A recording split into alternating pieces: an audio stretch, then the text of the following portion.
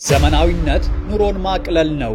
በዘመናዊ ግንባታ ብዙዎችን ባለቤት ያደረገው ቴምር ፕሮፐርቲስ ለርሶም ቤቶን ከስራውና ከእንቅስቃሴው ጋር ተስማምቶ ኑሮውን ቀላል ውሎን የማያደክም እንዲሆን በቀላል ዋጋ በከተማችን በአራቱም አቅጣጫዎች በፒያሳ፣ በሶማሌ ተራ፣ በኃይሌ ጋርመንትና በአያት በታማኝነት ከዚህ በፊት እንዳስረከባቸው 7 ሳይቶቻችንና 350 አባወራዎች ለእርሶም ቃላችንን ጠብቀን ከ1 እስከ 3 ዓመት ተገንብተው የሚረከቡ ሳይቶቻችንን አቅርበናል። ከ693,000 ብር ቅድመ ክፍያ ጀምሮ 80% ግንባታቸው ያለቀ ከ4.9 ሚሊዮን ጠቅላላ ዋጋ ጀምሮ ቴምር ፕሮፐርቲስ ዘመናዊ አኗኗርን በቀላሉ ለበለጠ መረጃ በ0977 148911 ወይንም በ0967 130343 ይደውሉ። ሰምታል አፍሮ ሆሊላንድ አስጎብኚ የኢየሩሳሌም የትንሣኤና የእርገት ጉዞ ምዝገባ ወደ መገባደዱ ስለሆነ ያቀዳችሁ ሁሉ በጊዜ ኑ ይለናል። ለትንሣኤ ከሕማማት እስከ ዳግማ ትንሣኤ ለ13 ቀናት፣ ለእርገት በወርሃ ግንቦት ለ8 ቀን በተመጣጣኝ ዋጋ ተመቻችቷል። የሰላም ሁኔታ አያሳስቦ። የምንጎበኛቸው የጉብኝት መዳረሻዎች በሙሉ ፍጹም ሰላም ናቸው።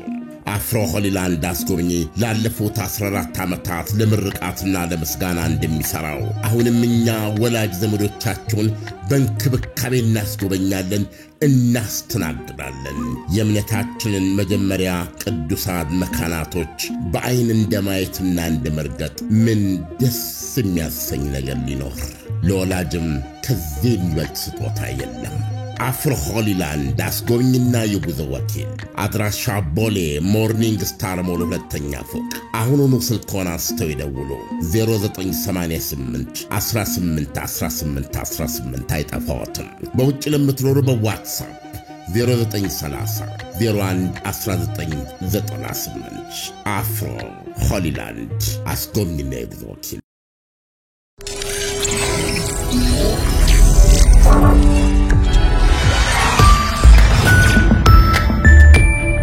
ይህ አዋዜ ሰበር ነው። የፕሬዝደንት ዶናልድ ትራምፕ ተስፋፊነት ከሁለተኛው የዓለም ጦርነት ወዲህ ጸንቶ የቆየውን ሕግ ላይ የተመሠረተ የዓለም ሥርዓት ሕልውና ቋፍ ላይ ማድረሱ ተዘገበ።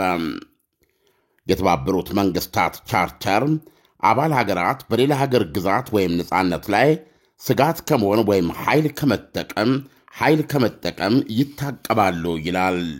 ከድህረ ሁለተኛው የዓለም ጦርነት ጀምሮ አይነኬ ነውር የነበረው ግዛትን በጉልበት ወይም በኃይል ማስፈራራትን ተጠቅሞ የመጠቅለል አካሄድ በዶናልድ ትራምፕ ዘመን እንደገና አገርሽቷል ይላሉ ኤክስፐርቶች። የተባበሩት መንግሥታት ቻርተር አንቀጽ 2 ሁሉም አባል ሀገራት በዓለም አቀፋዊ ግንኙነቶቻቸው ውስጥ በየትኛውም አገር የግዛት አንድነት ወይም ፖለቲካዊ ነጻነት ላይ ስጋት ከመሆን ወይም ኃይል ከመጠቀም ይታቀባሉ ይላል። በቅርቡ የወጣ የፎሬን አፌርስ አንድ መጣጥፍ ሁኔታውን በግልጽ አስቀምጦታል። ምርኮ ተመልሷል ይላል ርዕሱም። ኮንኬስት ኢዝ ባክ። በአፍሪካ የሩዋንዳው አምባገነን ፕሬዚደንት ፖል ካጋሜ M23 የተሰኙ አማጽያንን ከፊት አስቀድመው ዲሞክራቲክ ሪፐብሊክ ኮንጎ ግዛት ውስጥ ጠልቀው በመግባት የታላቋ ሩዋንዳ ፖሊሲያቸውን እውን ለማድረግ እየሞከሩ ነው። በመካከለኛው ምስራቅ የእስራኤል ቀኝ አክራሪ ክፍል የምዕራብ ዮርዳኖስ ዳርቻ ግዛትን ወደ አገረ እስራኤል ግዛትነት በይፋ ለማካለል ክፉኛ እየተንቀሳቀሰ ነው። የእስራኤል ጦር በሶሪያና በሊባኖስ ከፊል ግዛቶች ውስጥ ይገኛል።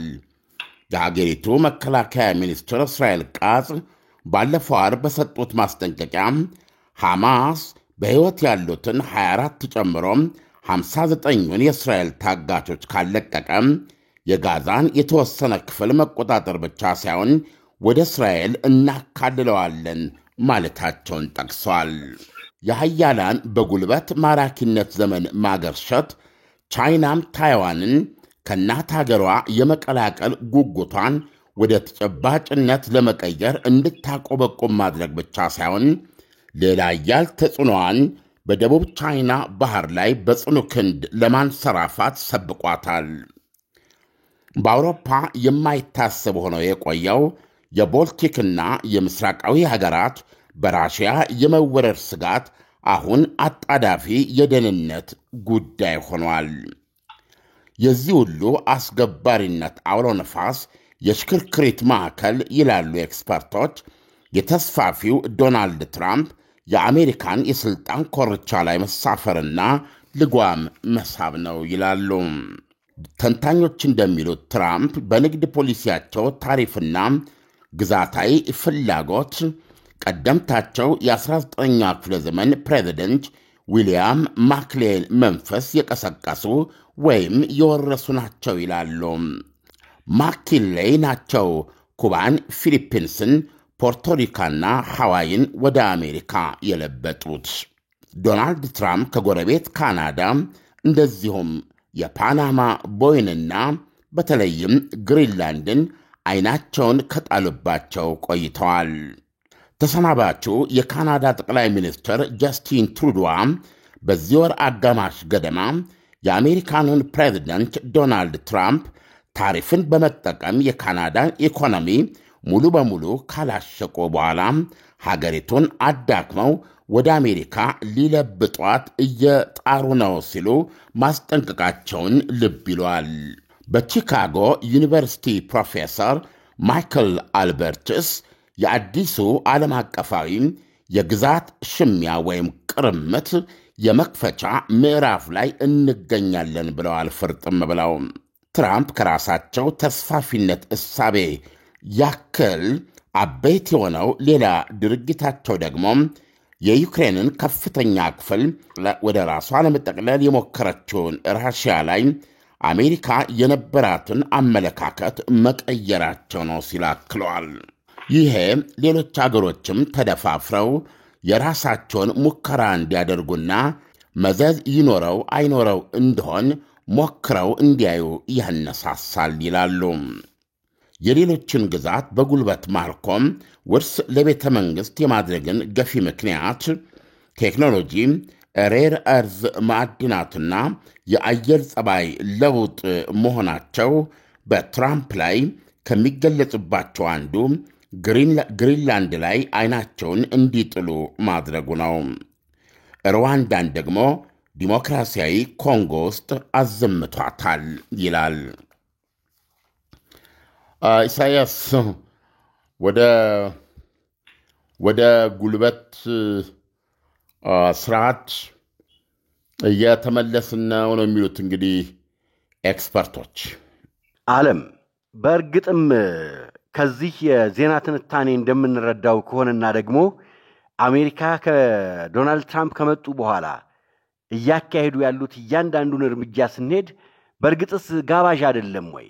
ልክ አሜሪካ እንደመጡ ለምሳሌ የፓናማ ቦይን መጠየቅ፣ የካናዳን ወደ እነሱ እንድትቀላቀል በተጨማሪ መጠየቅ እና እንደዚህ አይነት ነገሮች በቀጥታ ሲመጡ እንደገና ደግሞ ከሩሲያ ጎን መቆማቸውን ስንመለከት ሩሲያ አሁን ለምሳሌ እንግዲህ ትናንትና እንኳን በሰራነው ዜና ስንመለከት ከሁለተኛው ዓለም ጦርነት በፊት የሩሲያ ግዛት የነበረውን ነው ጥያቄ ያቀረቡት የሚል ሐሳብ ነው በአሜሪካው ውጭ ጉዳይ ሚኒስትር የተነሳውና ይሄን ስንመለከት ለራሷ ያመቻቸች አይደለም ወይ አሜሪካ? የዶናልድ ትራምፕ አመለካከትና አስተሳሰብ ይሄ አይደለም ወይ? በእርግጥስ ይሄ ከሆነ ደግሞ ዓለም በሚቀጥለው ጊዜያቶች የጉልበተኞች አይሆንም ወይ? ዘመናዊነት ኑሮን ማቅለል ነው።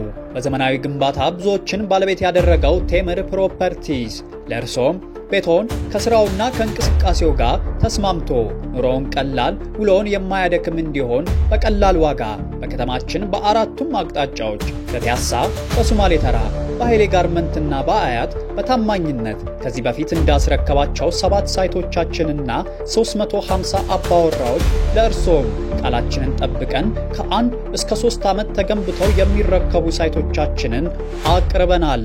ከ693 ሺህ ብር ቅድመ ክፍያ ጀምሮ 80% ግንባታቸው ያለቀ ከ4.9 ሚሊዮን ጠቅላላ ዋጋ ጀምሮ።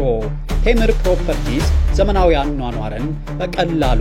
ለበለጠ መረጃ በ0977 148911 ወይንም በ0967 130343 ይደውሉ።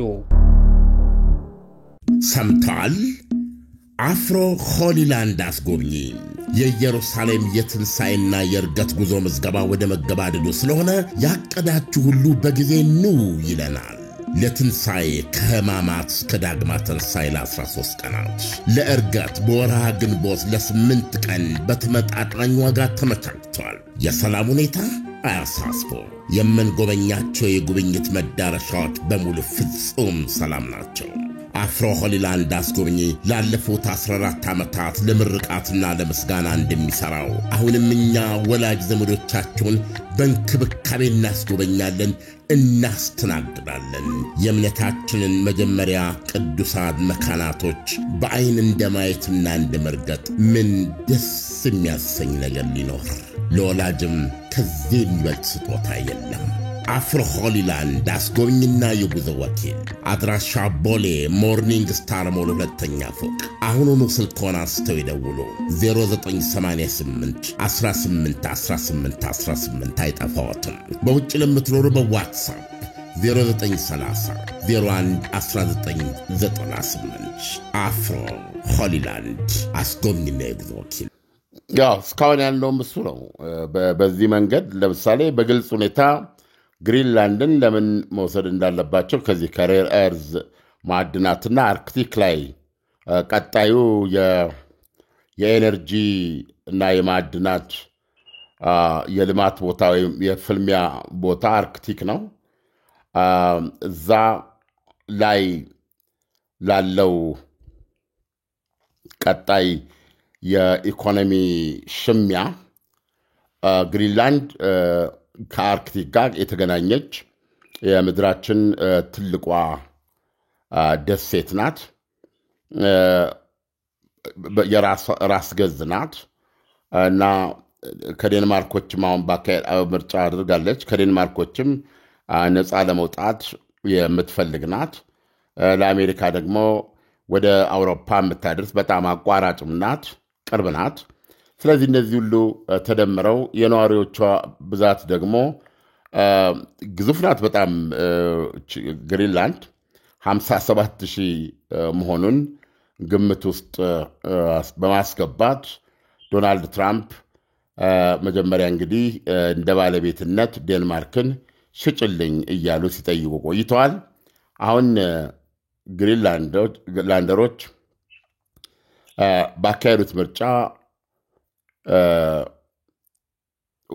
እንግዲህ ወደፊት ወይ አሜሪካንንም ሆነ እስካሁን ባለው ሁኔታ ከዴንማርክ ጋር መቅረትንም ወደ አሜሪካ መጠቃለልንም የፈለጉ አይመስልም። ነገር ግን ሁልጊዜ ዶናልድ ትራምፕ የሚሉት ወደ አሜሪካ መግባቷ አይቀርም ነው። የፓናማ ቦይም ወደ አሜሪካ መግባቱ አይቀርም፣ ካናዳም እንዲሁ ትመጣለች ነው የሚሉት። አልፎ ተርፎም ጋዛን ተረክበው የመካከለኛው ምስራቅ ሪቬሪያ ሁነኛ የባህር ዳርቻ መዝናኛ አደርገዋለሁ እስከ ማለት መሄዳቸው ይታወቃል። በራሽያ ጉዳይም ስንመጣ አሁን ቅድም አንተ እንዳልከው ይህን ጉዳይ በተመለከተ ለምሳሌ አሜሪካ ይህንን የዩክሬን ራሽያ ጦርነትን እንዴትና በምን መልኩ ትፈታለች የሚለውን ስናይ በግልጽ ቋንቋ አስቀምጠዋል። ዩክሬንን ካርድ የለሽም ብለዋል። ካርድ ሁሉ ያላት ራሽያ ናት ብለዋል። እንደ ፕሮግራማችንም አድማጮቻችን በደንብ ሰምቷል ብዬ እንደማስበው በተለይ ዛሬ ጠዋት በለቀቅ ነው የመካከለኛው ምስራቅ ልዩ ልዑክና የራሽያ ዩክሬን የአሜሪካ ቁልፍ አደራዳሪ ስቲቭ ዊትኮፍ ዋነኛ ለሰላሟ መፈታት ያለበት ትልቁ ችግር ወይም እንቅፋት እንግዲህ ራሽያ የተቆጣጠረቻቸውን ግዛቶች ዩክሬን አምና በጸጋ ይሁን ትላለች ወይስ አትልም የሚለው ነው ብለዋል።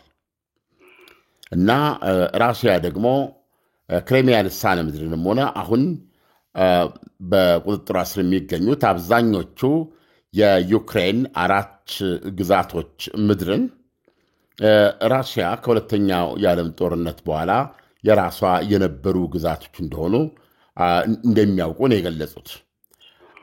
የራሽያውን ፕሬዚደንት ቭላዲሚር ፑቲንን ቅድም በዘገባው ላይ እንደሰማው ቦልቲክና የምስራቅ ሀገሮች የሚባሉት እነ የቀድሞዎቹ ድሮ በዋርሶ በሶሻሊስት ካምፕ ውስጥ የሶሻሊስቱ ካምፕ ሳተላይት ሀገሮች ተደርገው የነበሩ ናቸው ምስራቅ የሚባሉ ሀገሮች። እንደዚሁም ደግሞ እነዚህ ቦልቲክ የምንላቸው እነ ሊቱኒያ፣ ኢስቶኒያ እና አንዷ ጠፋችኝ ኤስቶኒያ፣ እነዚህ ናቸው። ስለዚህ አሁን እነዚህ ግዛቶች ለጊዜው በኔቶ ጥላ ስር ተመስገን ብለው እስካሁን ተንሰራፍተው ቆይተው ነበረ። አሁን ግን ዶናልድ ትራምፕ እነሱም እፎይ ያሉበትን ኔቶ ጣጥለው ሊወጡ እንደሚችሉ ማሳየታቸውና ፊታቸውን ወደ ፓሲፊክ እንጂ ወደ አውሮፓ እንደ ጠዋቱ እንደ ጥንቱ እንደማይመልሱ መግለጻቸውን ተከትሎ ስጋታቸው ጨምሯል። ይህ ስጋታቸውም ራሽያ በተለይም ይህንን የዩክሬንን ጦርነት በአሸናፊነት በእሷ አውሮፓያኖቹ እንደሚያስቡት ወይም መሆን አለበት እንደሚሉት ተቀጥታ፣ ደምታ፣ ተሰብራ፣ ጣጥላ መውጣት ሲገባት የያዘችውን ይዛ እንድትቆይ ለአንበሳው የያዘውን ያንተ ይሁን ብሎ በምርቃት ማሰናበት ያለምንም ጥርጥር ነገ ማን ነው ተረኛው የሚያሰኝ ስጋት የሚፈጥር ሆኖ ስላገኙት አውሮፓውያኖች በሙሉ የሰላሙ የጭፈራው እና የተላላው ዘመን አብቅቷል በማለት አሁን ወገባቸውን አስረው በጀታቸውን ጨምረው፣ በተለይ ጀርመን አበይት ለውጥ እያደረገች ነው።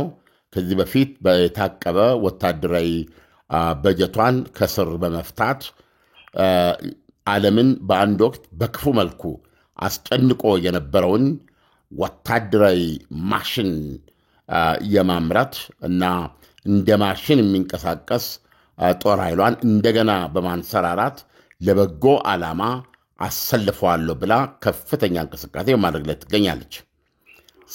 በአውሮፓ ብቻ ሳይሆን በፈረንሳይ ብሔራዊ ውትድርናን ጨምሮ ዜጎች የት መደበቅ እንዳለባቸው፣ በጦርነት ጊዜ እንደምን መዘጋጀት እንዳለባቸው በፖላንድ በእንቅስቃሴ ላይ እየታየ ነው።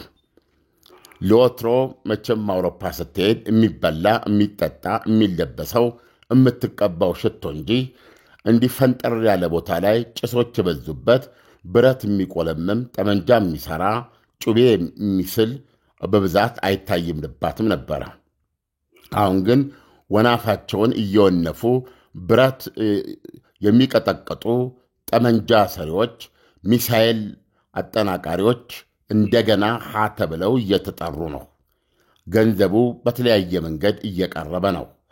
የተለያዩ የጦር መሳሪያ ፍላጎቶቻቸውንም እንደወትሮ ከአሜሪካ ከመውሰድ ይልቅ እርስ በርሳቸው በመናገድ የጦር ኢንዱስትሪያቸውን ለማበልጸግ የጦር ኢንዱስትሪያቸውን በከፍተኛ ደረጃ ለማንቀሳቀስ ወገባቸውን እያሰሩ ይገኛሉ። ምክንያታቸው የኃይለኞች ዘመን ተመልሶ መጥቷል የሚል ነው። ስለዚህ ጥያቄን ለመመለስ ዶናልድ ትራምፕ ከመጡ ወዲህ አውሎ ነፋሱ ብሶበታል ዓለም እና አሁን እንግዲህ ይሄ ቀጣይ የምንመለከታት አገር አስፈሪ እየሆነ አይመጣም ወይ? ሶስተኛው ዓለም ጦርነት የምንለው በዚህ ውስጥ አይፈጠርም ወይ? ሶስተኛው ዓለም ጦርነት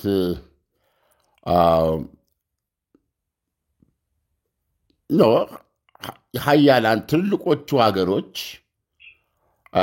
የየራሳቸውን ጥቅም ለማስከበር የሚመሳጠሩበት ዓለም ነው። አንዱ ሌላውን እንዳሻህ በማለት በመፍቀድ በየተጽዕኖ ክልላቸው የሚፈልጉትን የመቃረጥ ሁኔታ ነው እንጂ እነዚህን ሀያላን ኃይሎች እርስ በርስ ሊያፋለምና ወደ ሶስተኛ ዓለም ጦርነት ሊዳርግ የሚችል ሁኔታ ውስጥ ሊከት የሚችል ነው ተብሎ መደምደም ያስቸግራል። ነገር ግን በዚህ እንቅስቃሴያቸው ቅድም በተባሉት ገፊ ምክንያቶች የማዕድን ፍላጎቶች ከአየር ለውጥ ጋር የአየር ንብረት ለውጥ ጋር የተያያዙ እንዲሁም ደግሞ በአጠቃላይ ከሀብት ጋር የተሳሰረ እነዚህ ሬር እርዝ የሚባሉት ማዕድናት በግልጽ የሚቀጥለው የኢኮኖሚና የቴክኖሎጂ ሌላ ኃያል ያለ እነዚህ ማዕድኖች ሊታሰብ አይችልም። ምክንያቱም ከፊት ለፊትህ ያለው ዓለም የኤሌክትሪክ መኪናዎች ይሄ ምንድነው ነዳጅን የማትጠቀምበት የክሊን ኤነርጂ የምንላቸውን ታዳሽ ኃይሎች የንፋስ፣ የፀሐይ በመሳሰሉት የአሁን የምንጠቀምበትን የነዳጅ፣ የድንጋይ ከሰል የመሳሰሉትን የኤነርጂዎች የሚወገዱበት ዘመን ነው። ስለዚህ እነዚህ ሁኔታዎች ከግምት ውስጥ ሲገቡ ቅድም ያልኩህ ማዕድናት በጣም ቁልፍ ቦታ ይጫወታሉ። የኤሌክትሪክ መኪናዎች ከባትሪ ጋር በተያያዘ ከሞባይሎች ባትሪ ጋር በተያያዘ ሌሎችንም እንደዚሁም የሚሳይል ቴክኖሎጂ ውስጥ በጣም ሰፊ ድርሻ አላቸው። ስለዚህ ለምሳሌ እንደ ዲሞክራቲክ ኮንጎ ያሉ ሀገሮችን ብትወስድ ጎረቤቷ ሩዋንዳ ብቻ አይደለችም ማዕድኗን በመፈለግ። በነገራችን ላይ አንዳንድ ጊዜ አለመታደል ነው የዲሞክራቲክ ኮንጎ የማዕድን ሀብት ብታምንም ባታምንም ብዙ አይነት ማዕድን ያላት 47 ትሪሊየን ዶላር የተገመተ ነው። ያ ጥቁር ህዝብ አንደኛ ቆዳ ስፋቷ ግዙፍ የሆነች ሀገር ናት። የውሃ ሀብቷ ወንዟ እንኳ የናይልን ዓመታዊ ፍሰት 20ና 30 40 እጥፍ የሚበልጥ ነው። ያ 47 ትሪሊየን ዶላር ማለት አውጥታ መጠቀም ብትችል ማለት ነው። ማለት ወደ ኢትዮጵያ ገንዘብ ለመንዘረው ብትል የማባዣ ማሽን ይሰብራል።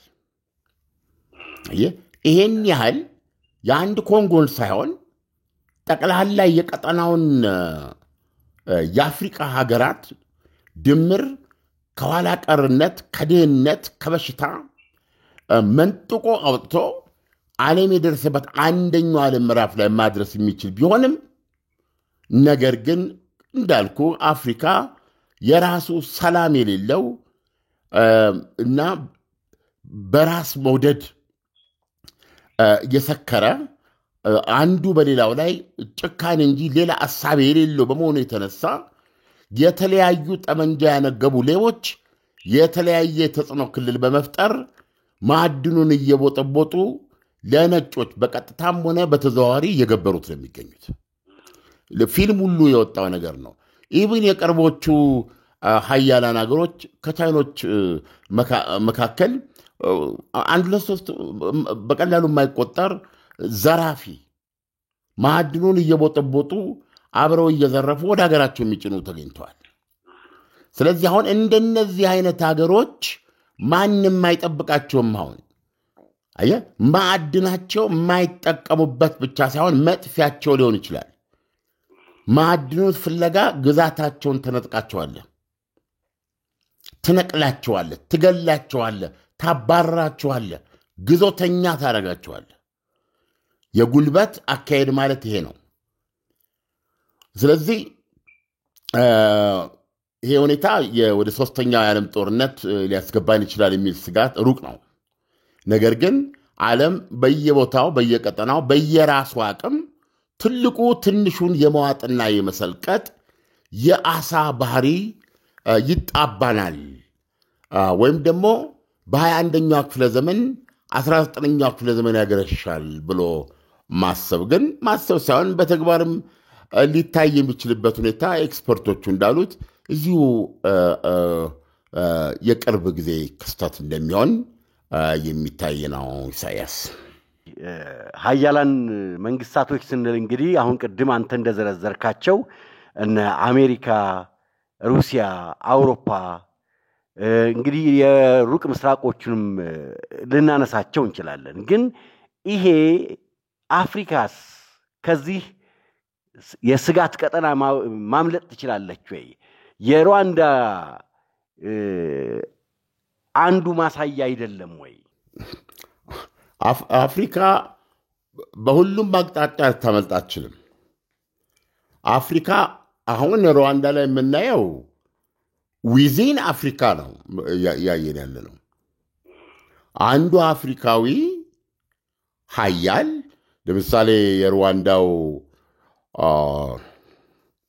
ማለት ስማቸው የሩዋንዳው ካጋሜ በጣም በስልጣን ላይ የቆዩ ሰው ናቸው። ከውጊያ ረፍት አድርገው የሚያውቁ ሰው አይደሉም። እውነቱን ለመናገር ውጊያን በጣም የሰለጠኑበት እና በዙሪያ ገባውም በሰላም አስከባሪነት ብለው በማንኛውም መንገድ አሉ። እና አሁን መጨረሻ ላይ የምናየውም ምክንያቱ የተለያየ ይሁን እንጂ የግዛት መስፋፋት ብቻ ሳይሆን ይሄን በተለይ ጎማ M23 የሚባለው በአማጺ ቡድን የተቆጣጠረው ጎማና እንደዚሁም ደግሞ የሱ የዚህ የአንድ ዲሞክራቲክ ኮንጎ ትልቅ ክፍለ ሀገር ሁለት ዋና ዋና ከተሞች አንዱ ነው። ሁለቱንም ትልልቅ ከተሞች ይዟል። እነዚህ የማዕድኑ ማዕከል ናቸው። እንደውም M23 ውጊያውን በመቀጠል 1000 ኪሎ ሜትር ቁልቁል ከወረደ በኋላ ራሷ የመንግስቱን መቀመጫ ኪንሻሳን ጭምር የመያዝ ዓላማ ያለው ነው። እውነቱን ለመናገር ማነው ስማቸው ፖል ካጋሜ አምቢሽናቸው መሻታቸው ቁመታቸውን ያክል የረዘመ ነው። ስለዚህ አንድ አፍሪካ በራሱ በአፍሪካ ውስጥ በጎረቤት በቅርብና በቅርብ ጎረቤቶች ሊከሰት የሚችል ነው። ወይም ደግሞ እንደ ምሳሌ አቅርቦታል እነዚህ ተንታኞች። እንግዲህ ሌላው ደግሞ አፍሪካ ይሄን ያደረገችም አላደረገችም የተፈጥሮ ማዕድን ላይ ተቀምጣ የምትራብና የምትጠማ አህጉር ናት። ስለዚህ መሬቱን ሌሎች ይፈልጉታል። ጥቅሙን ሌሎች ይፈልጉታል። አሁን ይሄ ሂደት ከቀጠለ አፍሪካ እንግዲህ ድጋሚ ጸረ ቅኝ ግዛት ትግል ውስጥ የምትገባበት ሁኔታ ነው ሊመጣ የሚችለው ብሎ መናገር ይቻላል። ለትንታኔው ከወዲሁ አመሰግናለሁ። መልካም አዳር ይሆንልህ። መልካም አዳር። ዘመናዊነት ኑሮን ማቅለል ነው። በዘመናዊ ግንባታ ብዙዎችን ባለቤት ያደረገው ቴምር ፕሮፐርቲስ ለእርሶም ቤቶን ከስራውና ከእንቅስቃሴው ጋር ተስማምቶ ኑሮውን ቀላል ውሎን የማያደክም እንዲሆን በቀላል ዋጋ በከተማችን በአራቱም አቅጣጫዎች በፒያሳ፣ በሶማሌ ተራ፣ በኃይሌ ጋርመንትና በአያት በታማኝነት ከዚህ በፊት እንዳስረከባቸው 7 ሳይቶቻችንና 350 አባወራዎች ለእርሶም ቃላችንን ጠብቀን ከ1 እስከ 3 ዓመት ተገንብተው የሚረከቡ ሳይቶቻችንን አቅርበናል። ከ693,000 ብር ቅድመ ክፍያ ጀምሮ 80% ግንባታቸው ያለቀ ከ4.9 ሚሊዮን ጠቅላላ ዋጋ ጀምሮ ቴምር ፕሮፐርቲስ ዘመናዊ አኗኗርን በቀላሉ።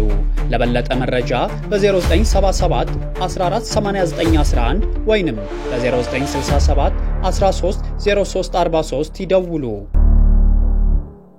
ሰምተዋል? አፍሮ ሆሊላንድ አስጎብኚ የኢየሩሳሌም የትንሣኤና የእርገት ጉዞ ምዝገባ ወደ መገባደዱ ስለሆነ ያቀዳችሁ ሁሉ በጊዜ ኑ ይለናል። ለትንሣኤ ከሕማማት እስከ ዳግማ ትንሣኤ ለ13 ቀናት፣ ለእርገት በወርሃ ግንቦት ለ8 ቀን በተመጣጣኝ ዋጋ ተመቻችቷል። የሰላም ሁኔታ አያሳስቦ። የምንጎበኛቸው የጉብኝት መዳረሻዎች በሙሉ ፍጹም ሰላም ናቸው። አፍሮ ሆሊላንድ አስጎብኚ ላለፉት 14 ዓመታት ለምርቃትና ለምስጋና እንደሚሰራው አሁንም እኛ ወላጅ ዘመዶቻቸውን በእንክብካቤ እናስጎበኛለን፣ እናስተናግዳለን። የእምነታችንን መጀመሪያ ቅዱሳን መካናቶች በአይን እንደማየትና እንደመርገጥ ምን ደስ የሚያሰኝ ነገር ሊኖር? ለወላጅም ከዚህ የሚበልጥ ስጦታ የለም። አፍሮ ሆሊላንድ አስጎብኝና የጉዞ ወኪል አድራሻ ቦሌ ሞርኒንግ ስታር ሞል 2ኛ ፎቅ። አሁኑኑ ስልክዎን አንስተው ይደውሉ። 0988 18 18 18 አይጠፋዎትም። በውጭ ለምትኖሩ በዋትሳፕ 0930 01 1998 አፍሮ ሆሊላንድ አስጎብኝና የጉዞ ወኪል።